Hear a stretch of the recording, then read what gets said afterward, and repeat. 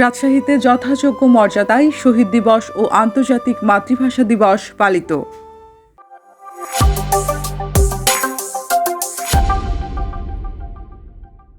রাজশাহীতে যথাযোগ্য মর্যাদা ও ভাবগাম্ভীর্যের মধ্য দিয়ে শহীদ দিবস ও আন্তর্জাতিক মাতৃভাষা দিবস পালিত হয়েছে।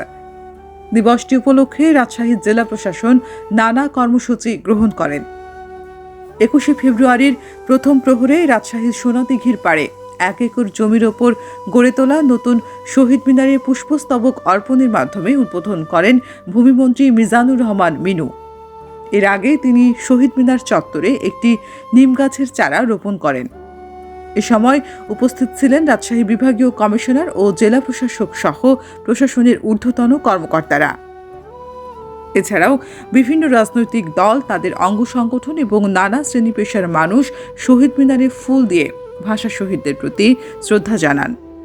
দিবসটি উপলক্ষে শনিবার সূর্যোদয়ের সঙ্গে সঙ্গে সকল সরকারি, আধা সরকারি, স্বায়ত্তশাসিত প্রতিষ্ঠান, শিক্ষা প্রতিষ্ঠান এবং বেসরকারি ভবনে জাতীয় পতাকা অর্ধনমিত রাখা হয়। বেলা 11টায় রাজশাহী কেন্দ্রীয় শহীদ মিনারে পুষ্পস্তবক অর্পণ করেন ভারতীয় সহকারী হাইকমিশনার মনোজ কুমার।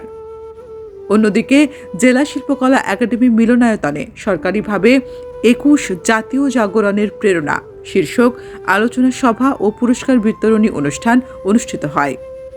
বাদ জোহর ভাষা শহীদদের আত্মার মাগফিরাত কামনায় সকল মসজিদে বিশেষ মোনাজাত এবং মন্দির ও অন্যান্য ধর্মীয় উপাসনালয়ে বিশেষ প্রার্থনার আয়োজন করা হয়। এছাড়াও দিবসটি উপলক্ষে রাজশাহী মহানগরীর সড়ক দ্বীপ ও গুরুত্বপূর্ণ স্থানসমূহ বাংলা বর্ণমালা সম্বলিত ফেস্টুন দিয়ে সজ্জিত করা হয়। তামান্না ইমাম, রাজশাহী প্রেস, রাজশাহী।